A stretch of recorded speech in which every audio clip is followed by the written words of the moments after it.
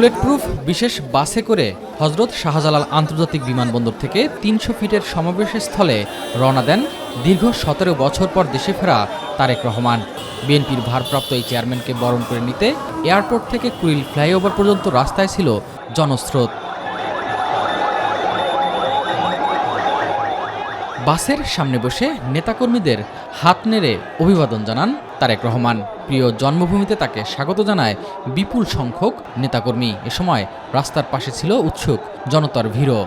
গতকালকে আমাদের চাঁদ রাত ছিল, আজকে আমাদের কাছে মনে হয় যে ঈদের দিন। আমাদের নেতা দীর্ঘ প্রায় ১৭ বছর পর বাংলাদেশে আসছে, এটা আমাদের জন্য অত্যন্ত খুশির এবং আনন্দের একটি দিন। তারেক রহমানের অপেক্ষায় আমরা আছি। নতুন স্পিরিটে বিএনপি নতুনভাবে জাগ্রত হবে।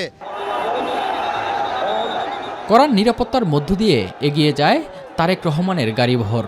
বিএনপির ভারপ্রাপ্ত চেয়ারম্যানের স্বদেশ প্রত্যাবর্তনকে গণতন্ত্রের মুক্তি হিসেবে দেখছেন দলীয় নেতাকর্মীরা।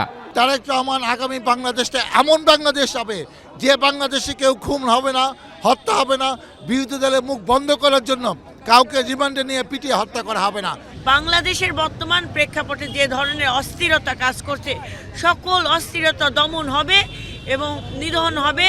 সকল দল মত মানুষ আমরা ঐক্যবদ্ধ হব সবার আগে বাংলাদেশটাকে ধারণ করে। এয়ারপোর্ট থেকে কুড়িল ফ্লাইওভার হয়ে ৩০০ ফিটের সমাবেশ স্থলে যোগ দেন তারেক রহমান।